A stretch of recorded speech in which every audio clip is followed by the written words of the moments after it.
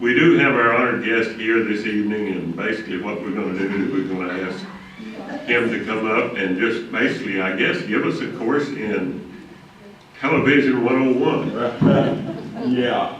He's already, Yeah, I can sure do that. I'm not going to turn it over to him just yet, because I do want to tell you that this gentleman, he's not an easy guest to get, and he's very much sought after. And I alluded to the fact that some of you mentioned that you knew him by another name, but he's been Craig O'Neill, I guess. Was it Bill Clinton put you in the witness protection program? And I think forcibly so, for some comments he made a few years ago. But anyway, so don't tell anyone he was here tonight if you don't mind. But anyway, we'll let you, he will tell you, if he trusts you, who he really is and that sort of thing. Anyway, please welcome Craig O'Neill.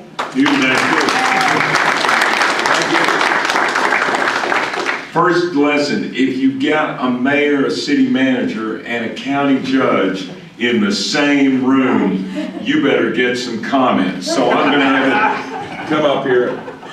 I will tell you, there's a murder trial in Conway. They're expecting storms tonight. And what was the third thing? There's a third thing that they're... well, yeah, I'm under the weather, so please forgive the voice. I had a steroid shot today. Well, so I'm a lot better, but I'm not going to be admitted to the Baseball Hall of Fame. So, and it was the craziest thing. I got the steroid shot, and I entered the Tour de France. It was the craziest thing. Hey, I'm working for free. You know what I mean? Okay, but the voice is better. It was a lot better than it was. I want to talk to y'all.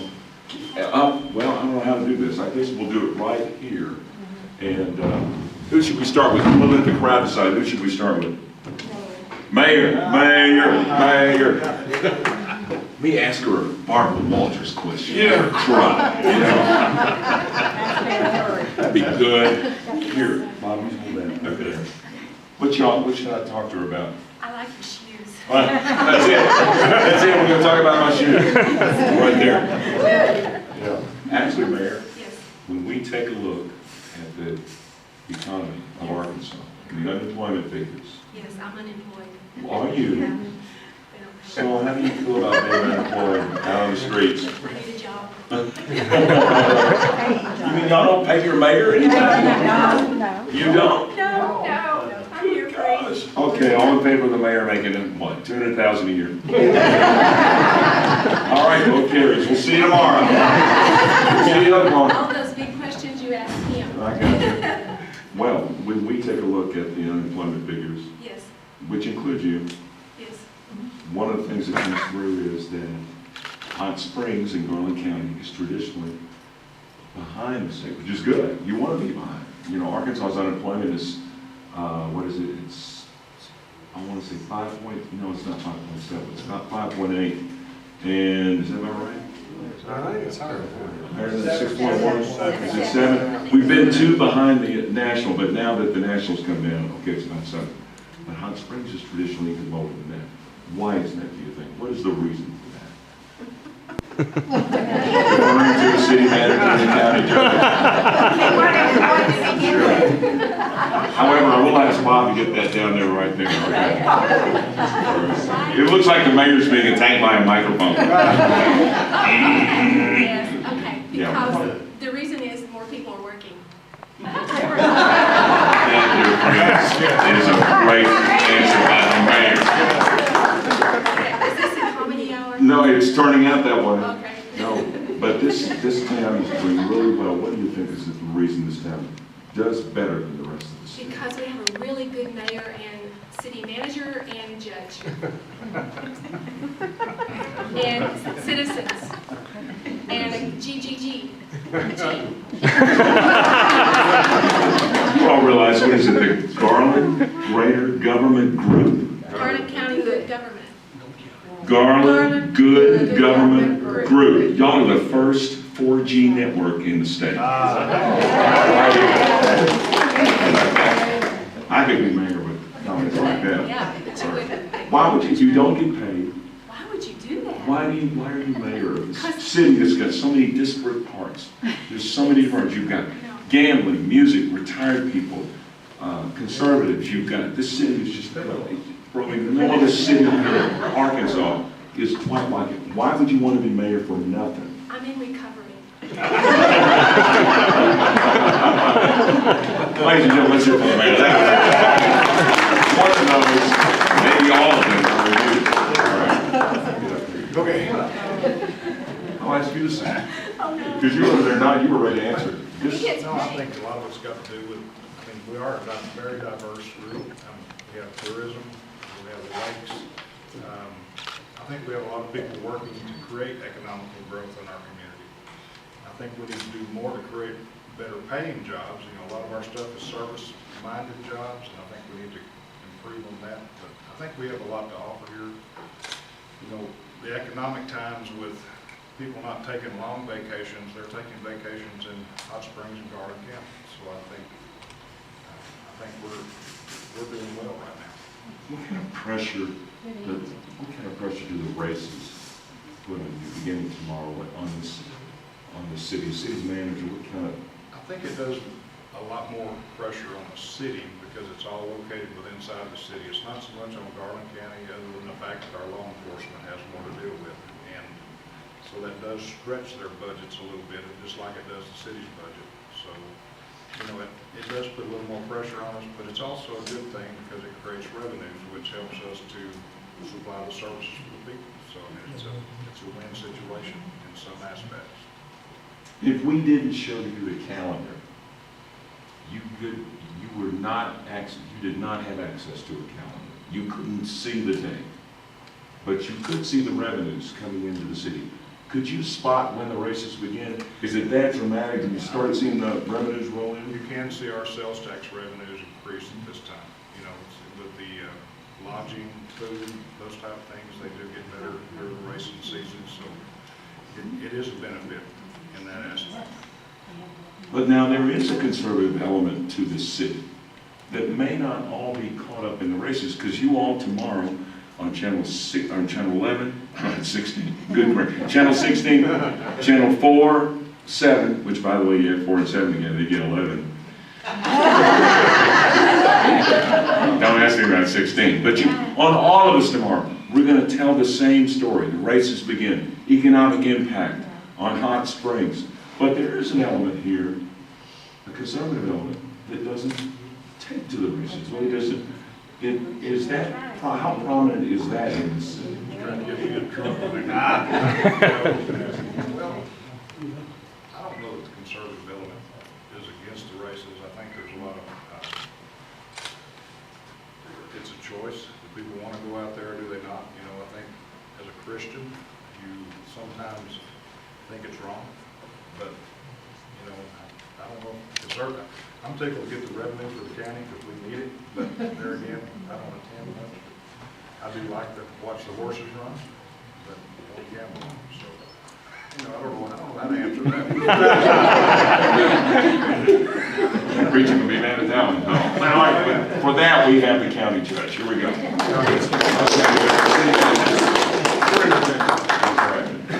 You can maybe address that even more. The conservative element and how they cope with this, what would amount to in some eyes as sin money. It's money and gambling. How do you all account for that? What do you do to accommodate that belief, that perspective? Well, the city really doesn't get into whether it's moral or not. It's here. It's been here for 100 years. It happens. People can elect to gamble or not gamble. From a city standpoint, it's an entertainment venue. People come here from all over the state and all over the Midwest for that matter. So our job is to provide basic services. Police, fire, traffic control. That's normally what we deal with. The moral choice to me is made by the public. They either vote for this or they don't. Obviously in Arkansas they want it, so it's here. So our job is to provide services for the people who come here. So that's, that's how I feel about it as a manager. And we do get a lot of people here. And, from January to April, if you go around and talk to restaurants, they'll tell you, that's their bread and butter time period. Hotels and motels are going to ramp up for January to April. So from just an economic impact, not the social impact, the community reaps a lot of financial benefit from that. Very good, very good. Hey, I should have. Let's hear from them, you all. They stay late. Technically, those are called sound bites, so thank you all very much. Appreciate it. Okay, now Bob, you can do the introduction. No, I'm just kidding. You need anything else? No, we're just going to excuse these people. I know the mayor has to leave early, but thank you guys so much for coming. And city manager and judge, if you guys can stay a little later when Craig finishes up, that'd be fantastic. Otherwise, we're just going to have him entertain us. Right. Sweet. That brings me my dancing. No. Thank you all very much. This is absolutely fantastic. Again, please excuse the voice because it left me yesterday, but it's back today. And my speech today, just in time for this, and I'm glad I've got enough voice left. My speech tonight is entitled The Evolution of the Bill of Rights and How the American Judicial and Socio-Economic Decisions over the last 200 years have impacted basic local government. But first, let's talk about me. I can't believe I'm doing news now. I was a DJ for 30 years. If anybody out there, hey, you did my high school prom. Did I do your high school prom? I did Hot Springs high school dances. Loved it. Gosh, they were great. Yeah, I came down into this. But I was a DJ for 30 years. Bob, I don't know if you know that. You're the only one that doesn't know that. But I was. I did characters on the radio. For instance, there was Sherman Bonner, the human thermometer from Step It Up, Mississippi. There are 3 things in Mississippi we hate to see the most. An LSU fan with a beer bottle, a Razorback fan with a hog hat, and a Yankee with a U-Haul.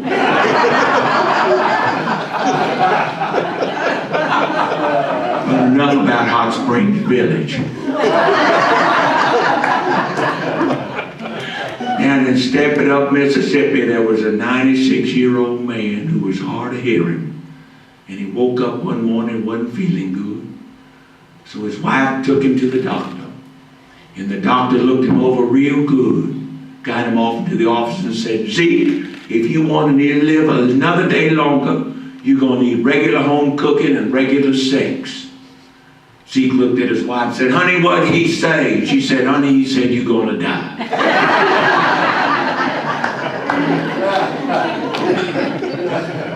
There's Coach Rowley, Peterball Rooster Food High School football coach. He's based on my high school basketball coach at Central High School. And my brother was the editor of the school paper who went up to him one time and said, Coach, what's the biggest obstacle your basketball team faces this year? And he goes, well, we're not very tall, but we make up for it in height. There's Marvin, the boss's nephew. Okay, let's go, y'all. Come on. He's based on a boy cheerleader I went to school with at ASU. During the pep rallies, you stand out there and go, okay, y'all, yeah, we just have to win this game. He's now a city manager somewhere in Arkansas. But what I'm best known for, what I've brought to play for you is the greatest prank. This is why it's so stupid for me to be doing news, because I was a prankster. I had no credibility. I did pranks. This is the most famous prank of all time. It's been all around the world. I called a woman. She told everybody at work that she was sick, but everybody at work knew she wasn't sick. They all knew she was waiting on the cable guy to come look up her cable. She'd moved to Saline County. So they called me with her name, and I called her, and this is the way it went. The call to LaShonda Reed. Hello? Yes, Miss LaShonda Reed there, please. This is Shonda. Yeah. Is it Shonda or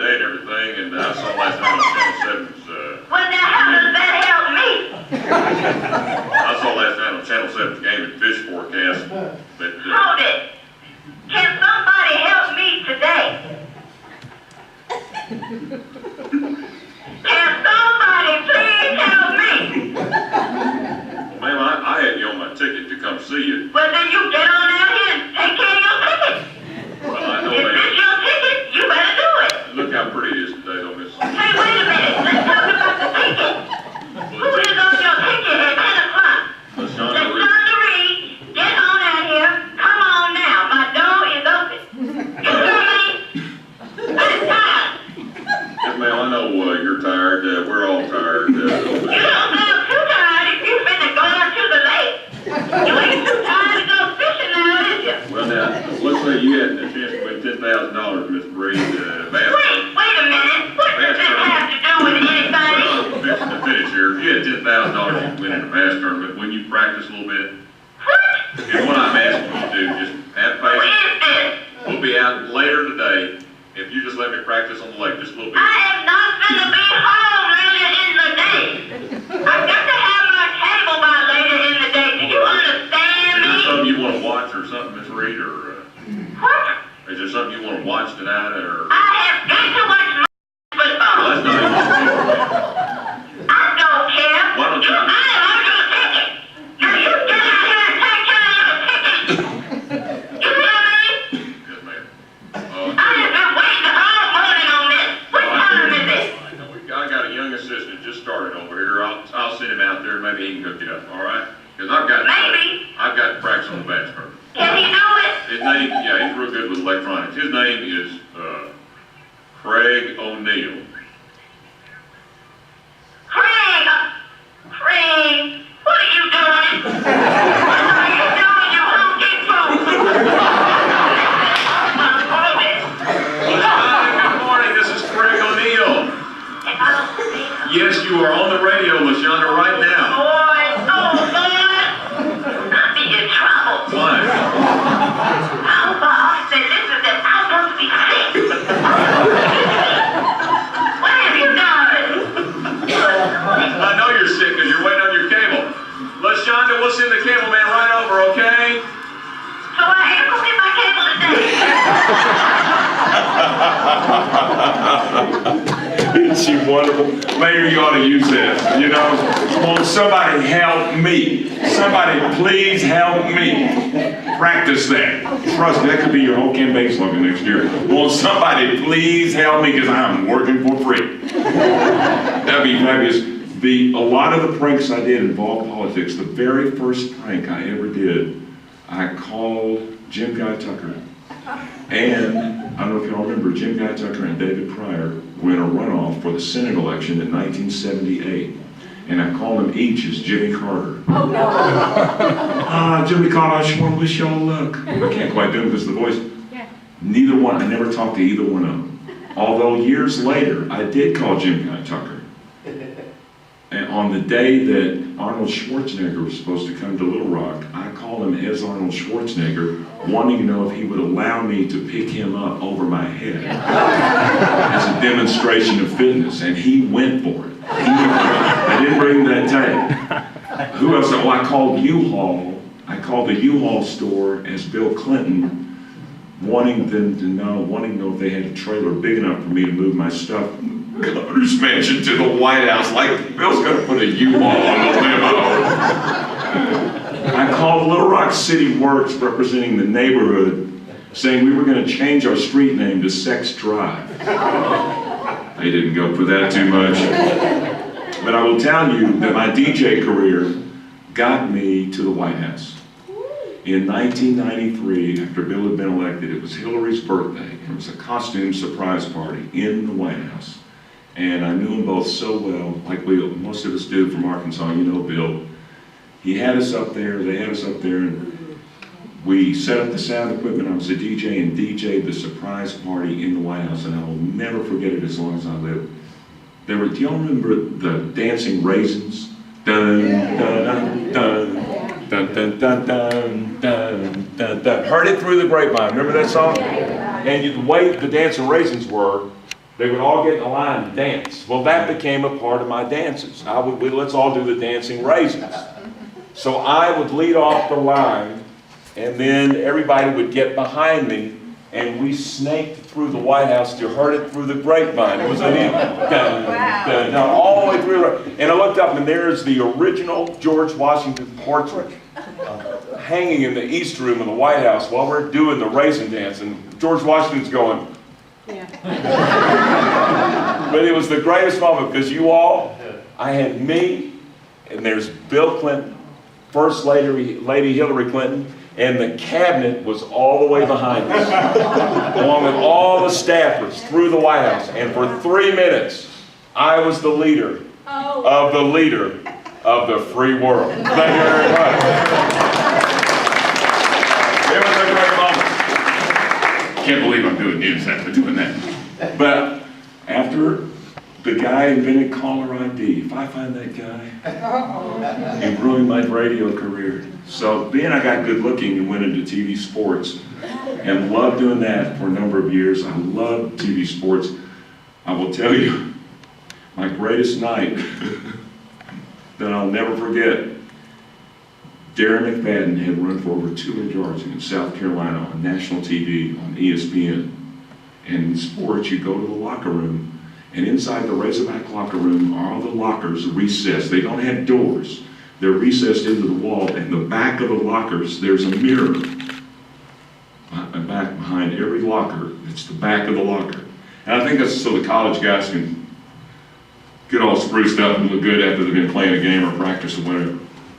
So we're waiting on Darren McFadden. Finally, here he comes. He stands in front of his locker.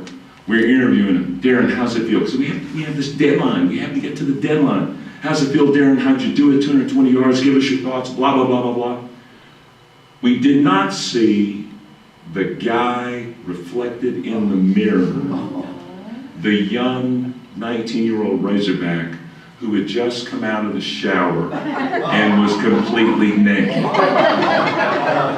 He's toweling off, he's bending down. All we're focused on is Darren, blah, blah, blah, blah, blah, until we showed it on the air.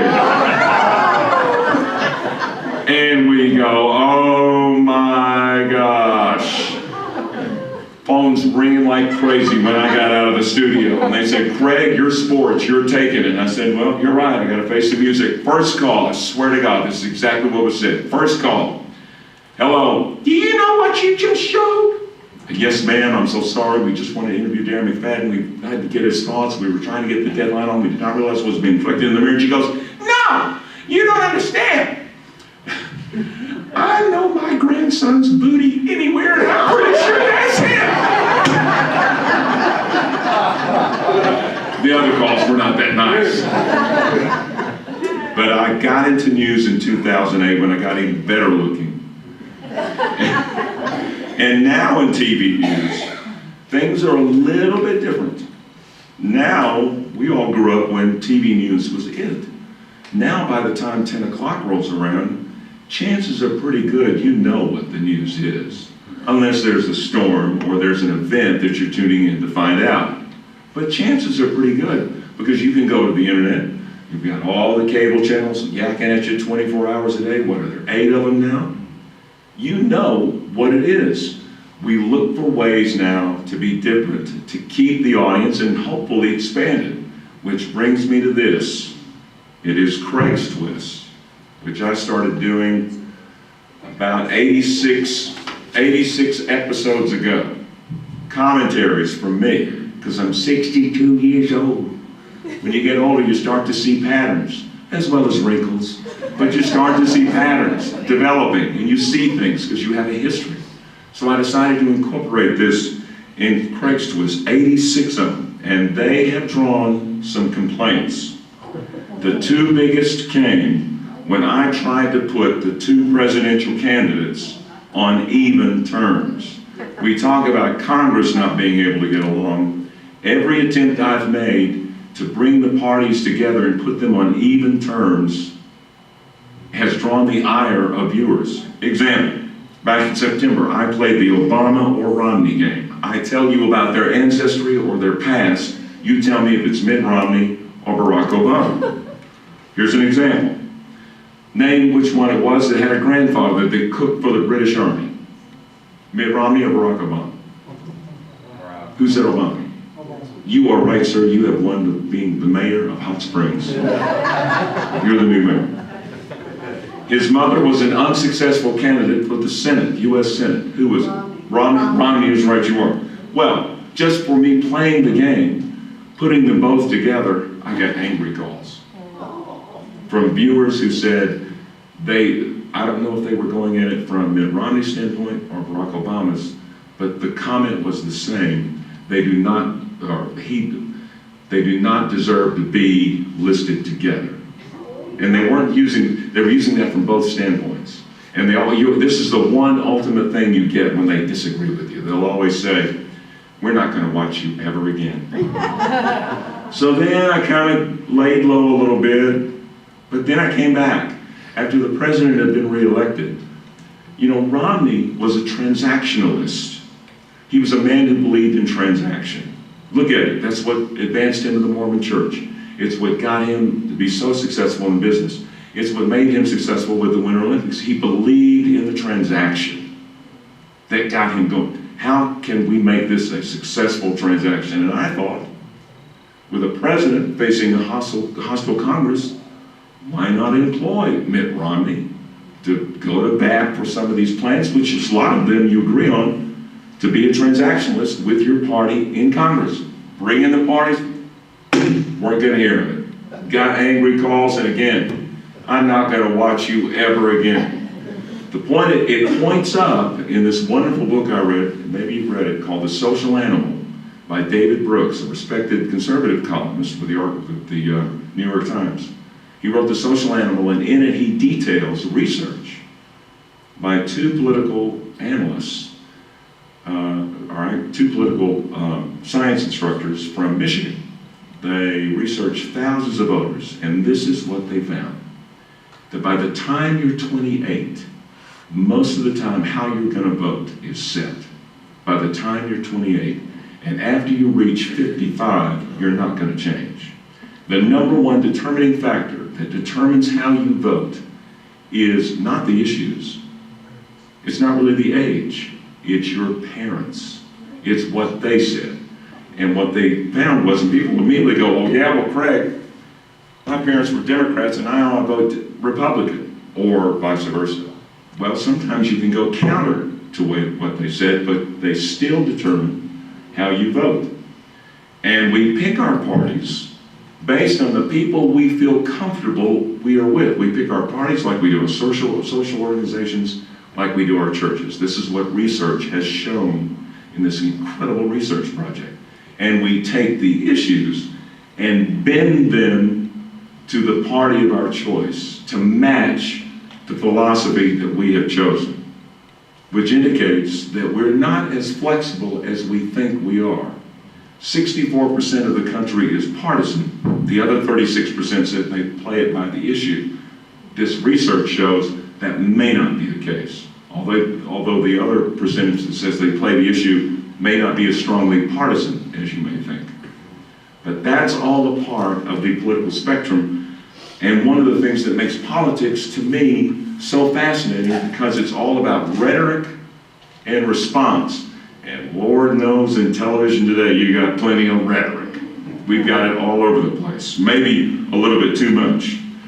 But that's one of the things that has gotten me interested and fascinated about the news I do. Now, when it comes to government, politics is involved there too. And that's when we see these issues, the divisive issues, start to arise. But that is one of the aspects that makes government so fascinating too, to watch the rhetoric used there. This is the one thing I think this group, and I invite you to get behind me with it, beat Baghdad. Beat Baghdad. In 2010, amidst all the violence, the carnage in Baghdad, their voter turnout was 64%. 64%. You know what ours was in the 2010 interim elections in Arkansas? 33%. 33%. And we tend to think of Iraq as a fledgling democracy when we're half of what they were in 2010. Now, that having been said, in the 2012 general election, we beat them bad. We did a lot better. I think we were 69%, which is pretty good. But this group joined me, beating Baghdad. In 2014, we ought to have a pretty sexy election. Wait a minute, I shouldn't say that after Dustin McDaniel, but anyway, let me back up. Y'all may know her, but it ought to be a pretty good one, and we should be able to beat Baghdad. Join me in that effort. That was Craig's twist. 78, I believe, and I think it's one that we can achieve. I believe in greater government. I believe in, I'm such an optimist. I love listening to the different directions that people take the arguments. Fascinating to me and always will be. It's a part of loving Arkansas. And I love you, and I really appreciate you having me. And remember this, if you think you're not important, try missing a car payment. Thank you.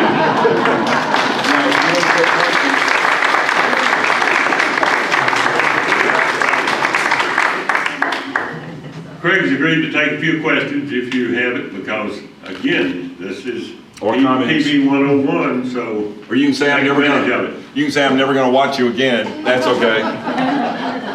Don't you think that when people tell you they're not going to watch you again, they want to come back and see what you're going to say again? You know, I mean, that's a fact. that's good. I'm gonna start getting their name and coming on there and going, hey, I mean, so many times people say, I hate you, but they want to see what you're going to do next.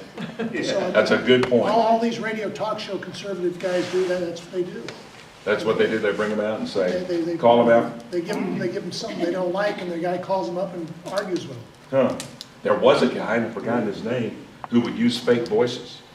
He would call his own show as a fake caller. And who would be so outlandish that it would drive you crazy when you would hear it. But he was doing the other voice, and I've forgotten who that was. And I thought, at the time I'm going, come on. And then I thought, ooh, that's genius. That's really good. Because he could go from the phone to the mic to the phone, and almost on top of himself. And I just was, and then I admired him so much, and then I went, wait a minute, I did that for 30 years. What am I doing? Anyway, yes, anybody, yeah. Who's the most effective public or private speaker that you've heard in terms of communicating their message? It has to be Governor Huckabee. Governor Huckabee on the night, there was he's a great communicator. Bill is still, well, Bill. Bill now, here's Bill. This is Bill. This is Bill. Here's Bill. When you have Bill Clinton do a speech, this is how he comes in. Nothing. He comes in and he goes, hi everybody, it's such a pleasure to be here. And he always throws out that chin. And then he proceeds to give you 20, 25 minutes of gold. That is just so insightful. And of course, if you're next president, you've already got him. You're walking in, everybody's going to lean on your every word, so he delivers.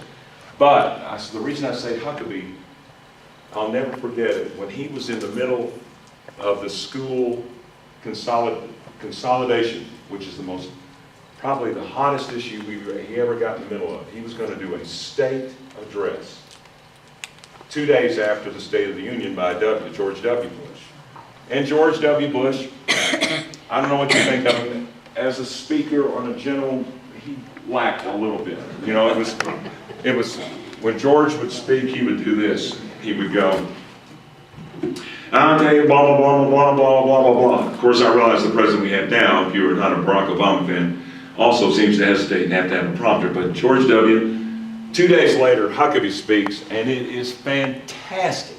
He gives us the reasons why schools are going to consolidate, how it should not be an emotional issue, other than the fact that we realize we're just uprooting several of you, but it's a money thing because based on the Lake Village ruling by the Arkansas State Supreme Court, it's all about getting equal education. And when he was done, naturally he got a standing ovation. They had already planned that, but you walked away going, that makes sense. And he had settled down that whole issue with a 25-minute speech that was absolutely fantastic. And every time I was with him, so natural, so fluid, such a great communicator. So we are very fortunate in this state that we've had Mike Huckabee to watch, Bill Clinton, and I think, I don't know how you feel about it in the politics, Governor Beebe, also a very good communicator. He is also very casual. When you talk and listen to Governor Beebe, he doesn't get real strident. He's very, very low key, easygoing, makes you understand, and he's holding his breath that this Republican legislature doesn't fight him, so it's going to be interesting. What's your name? Huh? What's your real name? My real name is Randy M. Hankins. I've had that I've had Craig O'Neill for 40 years, because when I got the job in 1972, the program director thought Randy Hankins sounded too country. So I said, what you talking about, man? Country. So he gave me a name of a guy he had worked with in Seattle named Craig O'Neill. So somewhere, the real Craig O'Neill is driving around the country and people are going, hey, I heard that LaShonda tape. But it's so weird, when I'm in public, if you call me Randy, I won't answer. Not even my wife. My wife will go, Craig, even though she's Mrs. Jane Hankins. And she's just written a book, by the way, and she's working on the sequel. Madge's Mobile Home Park, available now at Barnes & Noble. Do y'all have a Barnes & Noble? Books and millions. Yeah, Books Million, she's not in there. Madge's Mobile Home Park, available online. Is she on Amazon? She's on Amazon. Buy it now so I can get a big screen TV. Madge's Mobile Home Park. It's Jane Hankins. And we would drive down to New Orleans and she'd see this mobile home park in Lake Village. And she'd come up with characters all the way down to New Orleans. It's a 7-hour drive. Plus she's a sculptor, she's an artist, so she would write stories based on her art, so it just came naturally. So here we are. And I'm all the way through it. As the gambler. I'm the gambler. Hate to tell you, I will be at Oakland tomorrow. I will bet enough for both of us. Yes. You gotta remember, Hot Springs is a retirement community, an upscale retirement community, and we've got the racetrack, we've got the lake in the summer, so the summer and the winter, we just create business and generate business. Yeah. We can have the traffic go someplace else. That's right. Right. Well, that's the thing I love about it. I don't gamble, but I think it's great. The economy. Well, the great thing about Hot Springs Village is that everybody does everything together. If a kid at Jesseville High School goes to get his driver's test, Hot Springs Village is there. They're all outside the door. Did you get it? Did you pass? How'd you do? How'd you do? Everything okay? You want to borrow my car? It's fantastic. They will tell you at the University of Arkansas, the #1 Razorback club outside of Little Rock and Fayetteville, Hot Springs Village. Do you live in the village? No, but I have talked to so many. The symphony will say, I said, where are the best crowds? When you go out into the state, Hot Springs Village. Fantastic. I love the village people. YMCA. Yes. You know any other little country town like Melbourne that broadcasts over the radio the birthdays and who gets cake and ice cream and then who has outstanding taxes, you know, and I mean like, Oh, that's where I started. who was supposed to be in court today and who didn't Right. show up. I mean, a little, Jonesboro, that's where I started. Everybody knows Right. what's going on in their area. Exactly, at 9:30, Monday through Friday in Jonesboro, Arkansas in 1969, we would do the Morning Herald. And our news director, who at the time, they had a news director, would read funeral rites and survivors. And 80% of them lived in Flint, Michigan. Because everybody had gone up there for the automobile industry. And then here comes John Grisham, years later, who writes that beautiful book, A Painted House. And it's so real because the family goes to Flint, Michigan.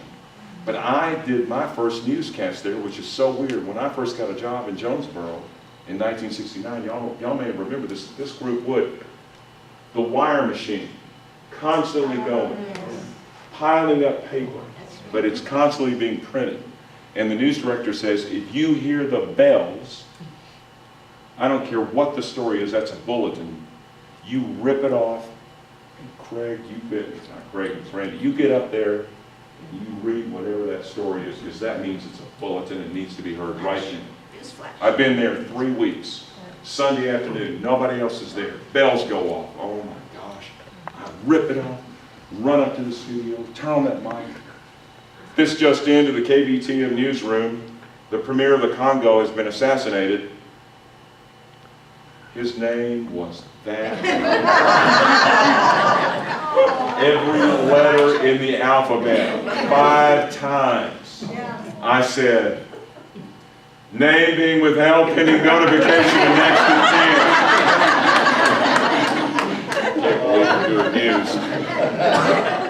I got it on tape. Anybody else have any questions? Yes. I just have one last one, that, as a media person, what's going to happen to the newspapers eventually? I love them. I absolutely, the smell of coffee and the smell of newsprint. I was a paper boy. I love getting that smudge on my fingers. And to this day, I love that rubber band. Now it comes in its own protected. I love the smell of it. But like newspapers are not alone. Where do you advertise now? Are you going to advertise on the web? Are you going to do the advertising is so diverse now and so diffuse and has been so spread out that newspapers are suffering. They're having to fire and lay off people. Have you noticed how thin the papers are getting? They get thinner and thinner. I know, it's like Huckabee in 2002. But anyway.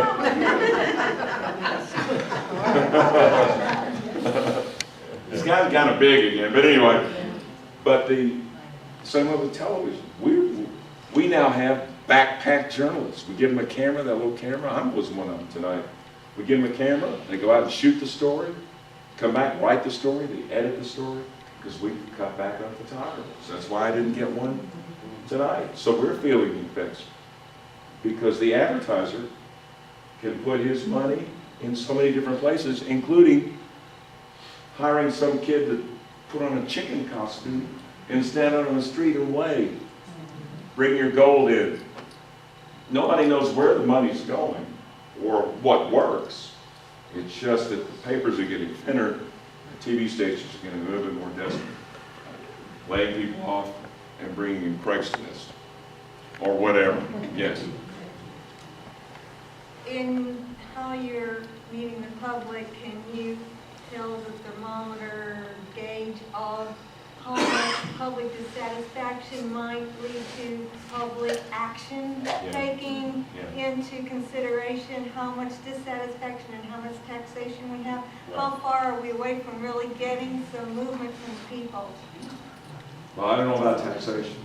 I do think that both political candidates really missed an opportunity. I think the number one dissatisfaction among voters was the inability to get along. They both addressed it, but it was always the third or fourth on the list, and it never was highlighted. I think the first candidate, and Mitt came closer than anybody, especially in that first debate, who came and said and coalesced around that idea of bringing the country together so that we never face the fiscal cliff. We get rid of, we start working on the debt in a balanced approach. And right now the approach is, which I think is sensible, is $3 off of every spending. For every spending cut, $3 of every spending cut, $1 revenue raised. In a depressed economy, you cannot raise the revenue. I've also read, if we get the unemployment rate below 5%, we're going to be sitting pretty. Right now it's at 7.8. We just increased unemployment. How do we get below? Well, People will keep on unemployment until it runs out. Right, right, and you cannot, let me back up. You cannot instill confidence in the economy if Congress is consistently playing games and everybody's having to wait. Well, we'll keep our heels. We won't invest in that small business. We won't follow it. So that's one of the brinksmanship is hurting the confidence. There is the instability of healthcare. There is the instability of the economy overall that adds to that. Our largest expense in this country is Medicaid and Right. welfare. Entitlements. Entitlements. I mean, we don't have the money to do that. Why are we doing it? Well, In Garland County, we had 26,000 people vote for Mitt Romney, and I think it was 13,000 right. for Obama. Which surprised me, by the way. Not The ARP is such such a strong lobby. That I was very surprised in a retirement community that it wasn't stronger than that. That it wasn't anywhere closer. I mean, across the country, I can't believe that we were that far off here Yeah. to the rest of the country. I mean, I don't understand how. The entitlements are the biggest part of the deficit and where we're headed. And we're going farther into that. Right. Right. It takes political courage to either raise the retirement rate or, and Obama on the left is already getting slammed for the payroll holiday, letting the payroll holiday in.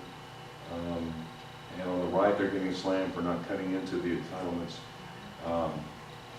I'm at the age where I'm going to start partaking real soon. 62, I'll probably work till 7. Heck, I'm at a job I can work till 80. What are you kidding me? Not necessarily TV, but I mean, I don't think I can look at this much longer. But I can always sit next to a good-looking woman. But you're right, so that needs to be addressed, and that takes political courage. It's stand up and do it. We got a president right now that will not do that. Yeah. I mean, all he wants to do is keep his job. Right. Well, he's got it for 3 more years, 3.5. Yeah. What do you think of our new congressman? Of, Tom Cotton? boy, Tom Cotton has jumped in it, hasn't he, with both feet? He's on media every day. Oh my gosh, he didn't wait around. Strong. I've been, you know, it's so funny because when I saw him in a debate that your club staged. And I thought at the time, Tom had the talking points down, but I didn't feel like he was connecting with the crowd, not in the Huckabee Clinton BB mold. I thought he was rattling off the talking points and had that in. He's so smart and he's so sharp. But he has yet to develop, because he's young, he has yet to develop that ability to reach out and touch that heart. Now, I think he does it in a one-on-one, but he'd be the one I'd vote for least to get on the national scene, and he is just up there because of his war. He's a war veteran, and but he's just so smart and just so sharp that learning curve is reduced, and I'm pretty sure that I'm going to see it's just like, let me back up. It's just like when I saw Sidney Moncrief play. I was so impressed with his raw talent, and yet when he was interviewed, he was nothing good, one-on-one. But over the next 2 years, he was so sharp and so smart and so, because even an athlete has to be sharp, that he developed that ability to communicate, maybe on an athletic level, but at the same, that's what I'm expecting from Tom Cotton. He's not anywhere near what he's going to be. Because remember, I'm caught up in the rhetoric and the response, how the rhetoric touches you. How do they speak and how do they touch you? And that's one of the things I focus on. And I think it comes from both sides. There's good, there's bad. So, in the way of rhetoric, not necessarily policy, but in the way of rhetoric. I just would like to see us operate from the standpoint of being able to cohabitate and being able to come together from a standpoint of being together, not tearing us apart. And I think that's where candidates missed it. I leave you with this. Remember, the definition of a great American is anyone who agrees with me. Okay?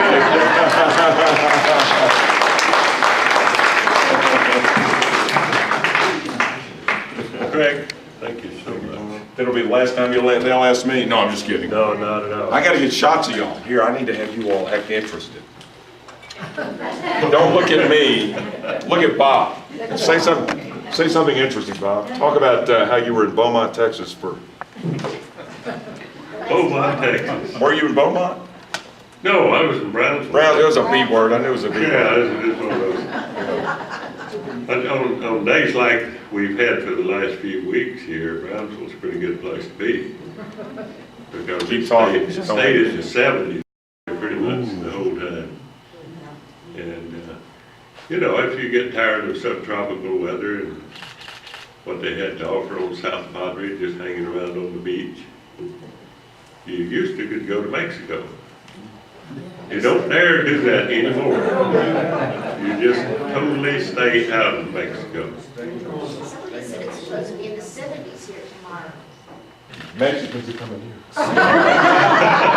68. But anyway, yeah, I'm sorry that some of our folks have run off. And I know that some of them already had some meetings. We've got this thing we can put in our computer to make it look like there's 80,000 people. There you go. And we'll make y'all look younger. That sounds like a plan. And again, let's, one more time for one of the guys. Wait a minute. This is for me. Can you Hang do the on. hot springs jump for us? The hot spring. Oh my gosh. You are going back. You weren't even here then. Okay, it used to be Freight Sales Furniture in That's right. Freight Sales Furniture in Little Rock, North Little Rock, Jacksonville, and Hot Springs. Did you get it? You can tell I'm a white man. It's Freight Sales Furniture in Little Rock, North Little Rock, Jacksonville, and Hot Springs. Gotcha. A little higher would have been better, but You're not going to believe it. I'm going to get back to work tonight and they go, what'd you talk about? And go, I jumped up in the air for him. That was great. Okay, let's do here one more time for Craig O'Neill.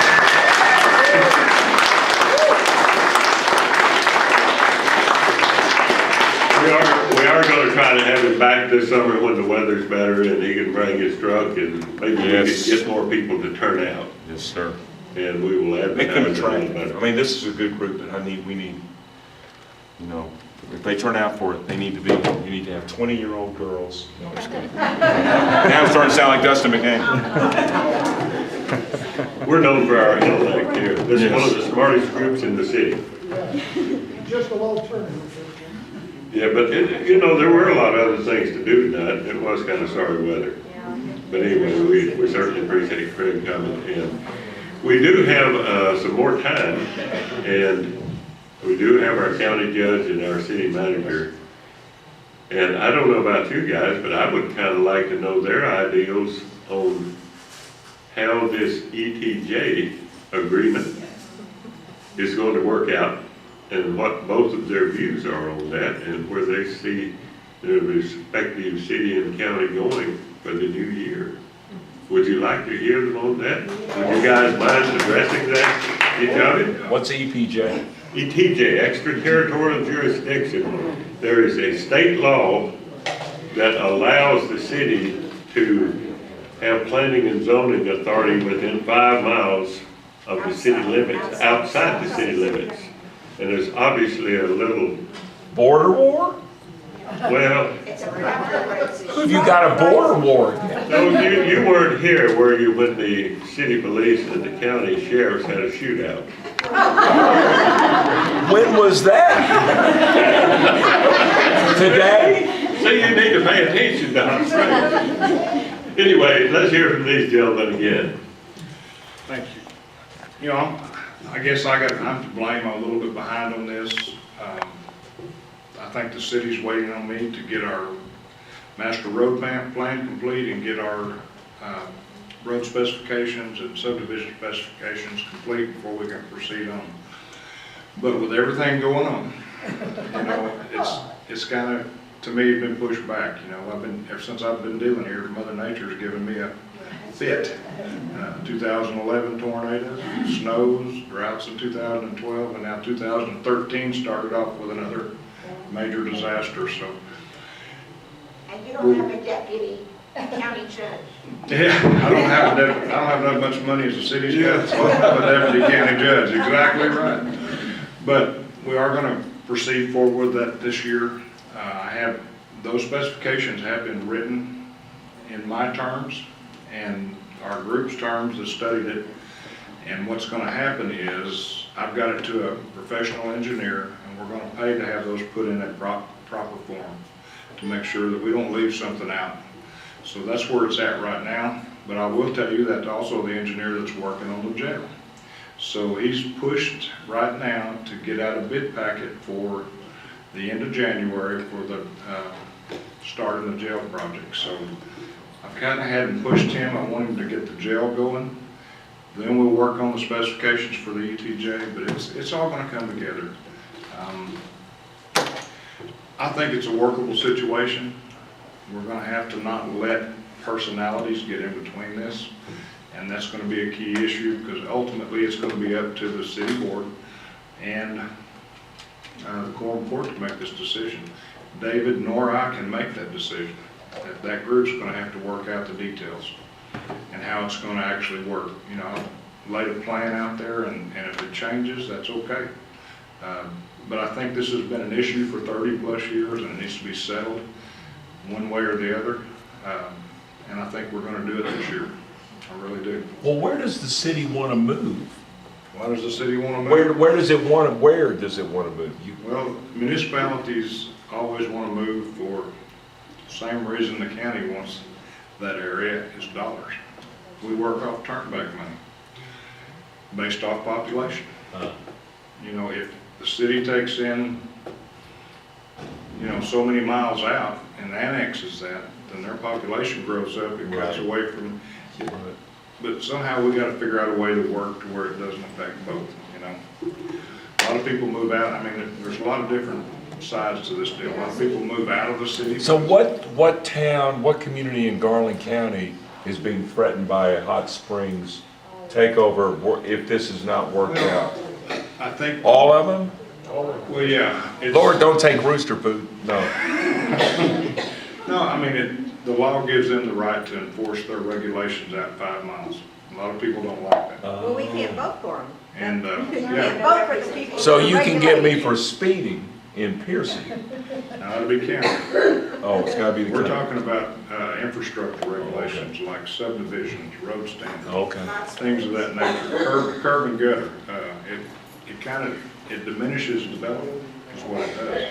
Although they're supplying water and sewer out in those areas. So I mean, it's two sides to every deal. And they affect the sale of your property by the way now they worked on some of their stuff. Property splits has been affected by what the city said you could do. So you couldn't sell off a piece of your property without getting permission from their planning commission within that 5 mile radius. Oh, so if I have a ranch 2 miles outside of town, You want I need the city to give me permission to sell the ranch even though I'm outside the, permission on how you're gonna split it up. I must split it up, okay. So I mean, it does affect and impinge on property rights. There's also business income, businesses in that territorial jurisdiction, that if they are limited or it affects business and it affects the way that the ingress and egress to the city from the county. I mean, it changes, it has the potential to change the nature of the lifestyle of people who live in the county. So it's a And I think a major lot of it- property rights issue, major property rights Right. issue. A lot It's of being people addressed.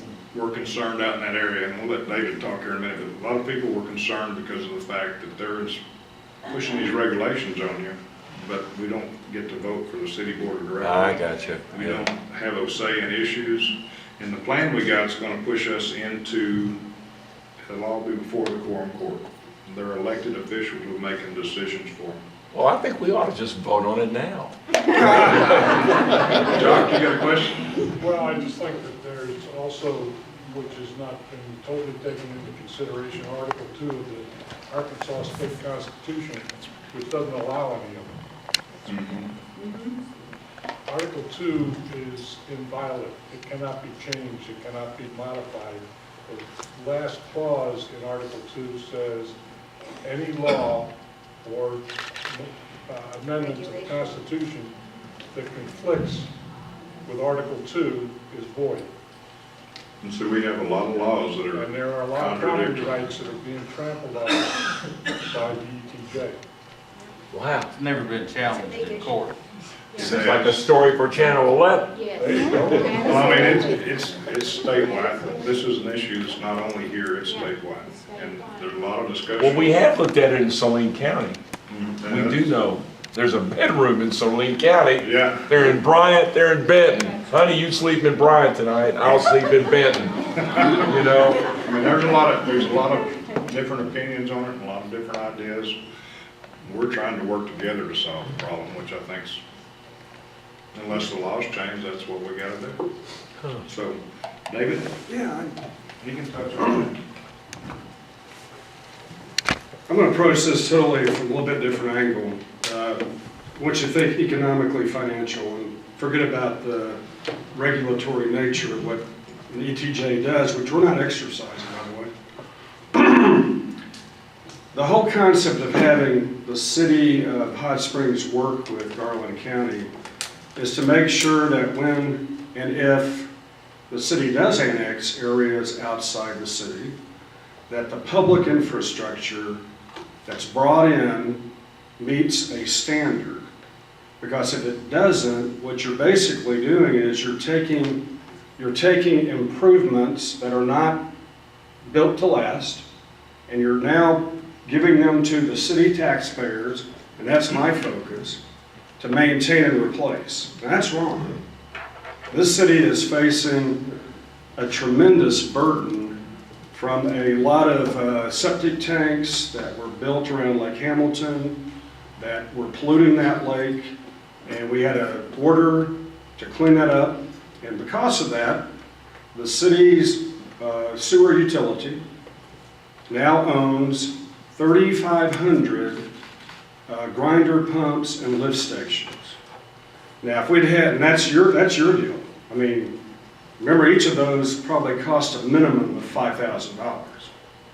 So now the the utility payers, the people in Hot Springs that live 3 blocks from here, are having to incorporate in their sewer rates, paying for things that could have been avoided had we had shared responsibility. So we're talking about how can we work together to try to make sure that people who build right outside the city, and I'm talking more about public infrastructure, not whether or not you have 3 chickens in the backyard. That tends to get, that's a minimal, if even any interest. But we want to make sure that what's built in Garland County, in unincorporated Garland County, if it ever is annexed and becomes the responsibility of our taxpayers, that it's built according to standards. And I don't say anybody can argue with that. Now, some of the inequities that we have right now on the books is that if you go down Higdon Ferry Road, which is a growth corridor, some of Higdon Ferry Road's in the city, some of it's in the county. You have a lot of county property owners who are going to benefit enormously from a road that was a city responsibility, along with the state. And, you know, as a city taxpayer, as a city voter, do you want just, you know, substandard development occurring on Higdon Ferry Road? I don't think so.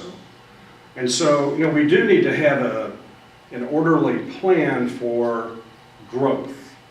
And some of the problems that occur, Craig, is that we've got areas where we literally have the house is on the lake. The road in front of the house is in unincorporated Garland County. No, it's the other way around. I'm sorry. The house is in unincorporated Garland County. The road is in City of Hot Springs. Now, let's say that resident calls in a 911 call. Who's going to respond? Sheriff, as our able judge, and we get along with him great. This is a good guy. Is the sheriff going to send, they have 700 square miles, something like that to cover?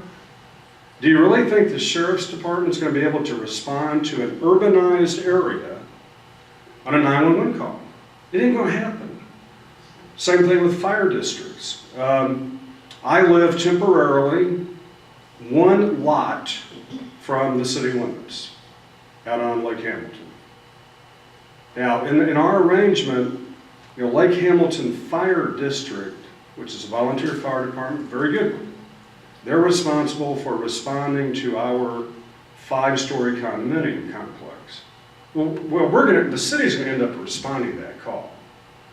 And so a lot of it has to do with financial and economic approaches that we need to take as a city. We're not city incorporated. We are you. And we need to make sure that when things are brought into the city, that they meet standards. You know, don't think about, you know, regulatory deals. I don't think my bosses have any interest in what happens in Fountain Lake. We're not going to annex the Fountain Lake. That will never happen in my lifetime. You know, right now we're looking at potentially getting a voluntary annexation, not a city-initiated one, south on Central down to the lake. Because you got areas there that are literally circumscribed by city properties. But we want to make sure that if and when we annex, whatever that is, that, you know, in the city, if it grows, it's going to be incremental. We can't really afford to annex beyond where we are now, south of the lake, for example. We have Red Oak Ridge and Garland Gardens and that area in. That is, we have pushed the limit on fire protection. You know, we have one of the lowest insurance services, it's IS 02. Less than 1% of the departments in the country have an IS 02. We're at the limit. If we go beyond where we are now on Carpenter's Dam Road, we're going to lose that rating. We'd have to build a new fire station. It takes 18 people to operate a fire station. So I think there's a lot of fears out there that personally I think are unfounded. I think what we need to do is work with the county on, and I know this is his interest too, when these developments are built and they're turned over to you to maintain, it's your money, we need to make sure that they're built to a standard. And that's what we're working on right now. So, you know, all the fear about, you know, the city coming out and looking in your backyard to make sure you don't have a shed built or pigs roaming around, that's not the focus. Focus right now is working on making sure infrastructure that's brought in is built properly so we can maintain it at the least possible cost. I'll agree with that. It's one of my biggest frustrations. One of my biggest frustrations is our infrastructure, because there has never been any planning for the future, and where all the growth has happened, our roads are insufficient. And so from this point on, I think we need to start planning to have good infrastructure for the future days. Matt? I think where some of the differences come in is the fundamental ideas of what government planning should encompass. Because nobody in their right mind says that we should move forward as a society without a plan. That's futile, that's ridiculous. Right. But we ask ourselves, does government plan in order for society to grow, or our economy to grow, or does government plan based on society's growth? Does everybody understand that? We don't expect and we don't ask, and I would say in many cases our government is prohibited from planning how our economy grows. And so do our local governments, do they say this area is growing, so in order for it to grow, we're going to put in these roads and make sure there's sewer systems in place and all that stuff, and then it'll grow? Or basic question is, where is the basic movement force? Is it in the people and the economy and in society, or is it in government? Well, hold on. Okay. If I can finish real quick. You talked about the fire response and the emergency response and those things. Those are separate issues. Now, because Hot Springs has not, and Garland County possibly, I don't know how it all works, but because the annexations have not taken into account the fact that you've got county residents surrounded by city residents, that doesn't make any sense. Exactly. And we all understand that there's been different things that have been done in the past that just haven't worked. So those are separate issues. The extraterritorial jurisdiction, where the city can enforce planning and zoning in the county, maybe not zoning, is it just the planning authority? It's not zoning, it's just the planning infrastructure. But the reasoning has been given, you know, we've got to protect people's property values, we've got to protect their property from their neighbors. And usually what planning commissions become is arbitration centers between neighbors. Because in any given gathering that you go to, if you give an individual the opportunity to tell his neighbor what he can or cannot do, they will take that power. Yeah. But they don't like that power when that power is taken over them. Planning commissions are nothing more than arbitration. Government cannot protect the value of your home. It cannot protect the value of your property. When the government sets a standard, any government, whether it's a good standard or a bad standard, it's enforced for everybody. It doesn't allow businesses and individuals on a daily basis to make decisions for what's best for them. And we may not always agree with what's best for them. Now, if they're putting their neighbors in danger, obviously that's of interest, and that's something that the government is responsible for. But we don't see that very often. But as government bodies, it's our job to provide the best possible framework of laws, easy to understand and easy to apply within an economic system that allows people to make their own decisions for what's best for them. That's how society grows. That's how our economy grows. Yeah, and that's how we end up with the best possible product, not by a group of either elected or appointed officials saying this is the way it should be done. I agree with that, and that's the reason there is no zoning in this, what we're proposing. It is infrastructure stuff that needs to, county taxpayers. We don't want to, no, we're like the city. We don't want to take over roads that are substandard and have to maintain those things. That's what's killing our road budget today. We got them all over the county. So I think we need to change that going forward. I think on the zoning part, like you said, it's up to those people that live in those areas. And that's my opinion. It may not be everybody else's, but if people in your district say they want zoning, simple zoning, and that's something I think we need to listen to. Well, the great thing about economics is it always works. There are laws that are set up, natural laws, that are always applicable. And it doesn't matter what we do, economics, those laws always apply. And if something is valuable, it will be sought after. And it will be, I'll let David. Well, no, you bring up some interesting points. I'd use an example. Bob's from Brownsville. I worked in the Bryan College Station area, which is 100 miles from Houston. And I actually sold real estate for a while in the area north of Houston.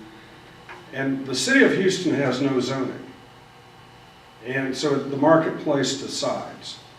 And if you've been down there, you'll have the Galleria development right next to River Oaks, so which is the wealthiest part of town. So you've got intense retail and mansions. Now that's what they want in Houston. That's great. There's an A&M grad who didn't like that, and he went up and developed the Woodlands. And if you've ever been to the Woodlands, magnificent development, magnificent. They have very tight controls. People who move there, they know what they're getting into, and they want it. Because as somebody who's been a manager in a suburban community, believe me, you have never dealt with a group. And the county I worked in was heavily Republican, heavily. I have never seen a group get organized, neighbors, to fight something like a self-storage project. I mean, it's really vicious when you go into, I was in suburban Kansas City, believe me, almost violent. But I think the logic behind that is that, when you buy your property, as Clay knows, it's your biggest investment. And now if you're wealthy, you can build in a subdivision that has covenants, and you've agreed to all these things as a homeowner, and so you got yourself, you're able to fight your neighbor through a covenant. Well, most of Hot Springs doesn't have a covenant. And so if you have a property owner 5 blocks from here and they make an investment, and somebody had no zoning, no permits, no anything, and somebody came right next door and built something right up to the property line or up in front of their house, it's going to devalue their property. But it's an economic decision that they've made. Yeah, but it's not an economic decision that the first property owner made. It is, because he didn't buy the property next to it. Well, but that's not... But it's economics. I understand. I'll give you those phone calls sometimes. I understand, but it's economics. Yeah. And there's the, remember Adam Smith's invisible hand? I think you just had a free-for-all, let me tell you. People would abandon this area. If there wasn't some kind of zoning procedures here, why would people invest here? So it's because government protects them that they invest here. Well, government is not some amorphous... I understand that. Government's you. Okay, it's you. No. It has to do with the planning commission. Now, we do choose at elections, but to a large extent in this country, government has become a bureaucracy, a system of laws and individuals that plan. I mean, I'm just representing one little city of 35,000. I know. But anyway, in our case, you know, if you truly believe in representative government, you know, the board members are elected by you. The board members appoint the planning commission, who are volunteers. If the planning commission gets out of control, you go to your elected official and go, Okay, well, I live in the county where I cannot vote for a board member, and yet they still exercise that authority over me. So, if you believe in representative government, shouldn't I, as a member of the county, who's having their authority exercised over me, be able to vote for the city? except, now think about this though, this would be my counter argument. People in this city are county residents too. And they I live in vote- the county, I live in Garland County. And they vote for the county judge and the justice of the peace? I know, but you have representation. I mean, Not on. we vote for him. No, I kind of not the same. Before what you just said, I've been to several of the planning meetings, and they were dictatorial. There was no discussion of what might be good or bad. It was, this is the law, and this is what we're going to do. And if you don't like it, well, that's Take a not hike. right. I mean, well, that's what it That's why was. there's well, so but I mean, much then you discussion. got bad appointees, not a bad system. I mean, that could be. Well, the power was there to be had, and it was used abusively, which it always will be. But I think there's always a check and balance in democracy versus autocracy, that you can vote people out of office. Not the administrative state.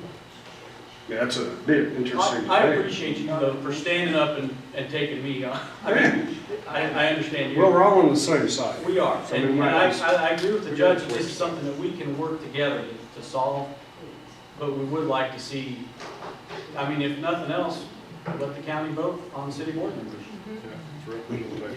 We have, I mean, Well, but that's counter to Or have it all. it sure is representative though. Yeah, I mean, We just need to get the ones who are in the ET to get this to where that area out there is worked on by our court, the representative. yeah, I mean, you gotta have, I think you guys will straighten it out.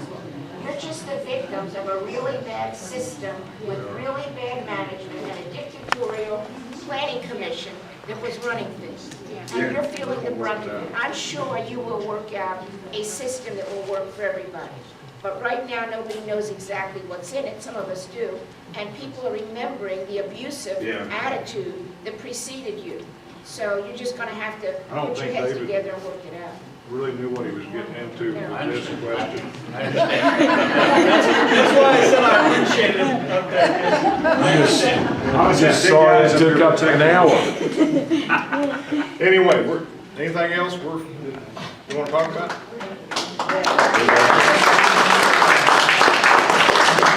Do remember one thing, both of these gentlemen inherited this problem. And I think it's great that they are willing to work together to work it out. And I think they're looking to all of you for input. You got it. So again, thanks to all of you. And give these people a chance to do what's right. We're adjourned. Thanks for coming.